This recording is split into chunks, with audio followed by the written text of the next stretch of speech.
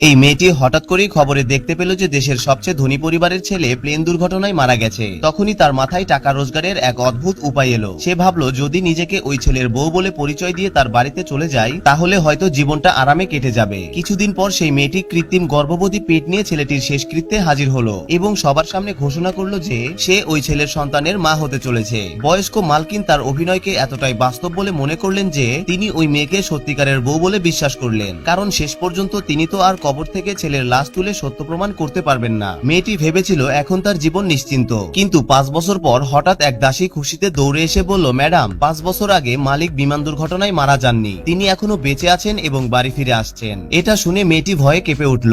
সে বুঝতে পারলো এবার তার ভণ্ডামি ফাঁস হয়ে যাবে। সে ভাবতে লাগলো যখন মালিক ফিরে আসবে তখন তার পরিণতি কতটা ভয়ঙ্কর হতে পারে। ঠিক তখনই ওই চাকর দরজার দিকে ইশারা করলো আর মালিক সত্যি সামনে এসে দাঁড়ালো। ছেলের মা খুশিতে ছুটে গেল তাকে জড়িয়ে ধরতে, কিন্তু মা কখনো ভাবেনি যে তার এক সময়ের প্রতাপশালী ছেলে 5 বছরে এতটা বদলে যাবে। সামনে দাঁড়ানো ছেলে এখন কালো, ক্লান্ত আর একেবারেই সাধারণ লাগছিল। পাশে দাঁড়ানো এক গ্রাম্য মেয়ে দ্রুত ব্যাখ্যা করলো যে দুর্ঘটনার পর সাগর থেকে সেই তাকে বাঁচিয়েছিল। মা যখন ছেলেকে জিজ্ঞেস করলো এতদিন ধরে বাড়িতে ফিরতে দেরি হলো কেন, তখন গ্রামের ওই মেয়েটি বলল তার স্মৃতিশক্তি হারিয়ে গিয়েছিল। এটা শুনে মেয়েটি কিছুটা স্বস্তির নিঃশ্বাস ফেললো এবং মনে মনে ভাবলো এবার নিশ্চিন্তে সে নিজেকে মালিকের স্ত্রী হিসেবে প্রমাণ করতে পারবে। কিন্তু পরের দিনই সমস্যা দেখা দিল। ছেলে আবার আগের মতো সুদর্শন হয়ে উঠল আর মেয়েটি টের পেল যে বড় বিপদ এসেছে, কারণ গ্রামের মেয়েটির চোখের দৃষ্টি থেকেই স্পষ্ট বোঝা যাচ্ছিল যে সে ধনী ছেলেটার প্রেমে পড়েছে। আর এই মেয়েটি কাউকে তার তথাকথিত স্বামী কেড়ে নিতে দিতে রাজি নয়, তাই মালিকের সাথে ঘনিষ্ঠ হওয়ার চেষ্টা করলো। কিন্তু মালিক স্পষ্ট জানিয়ে দিল যে এই বাড়ি তার পরিচিত মনে হচ্ছে বটে,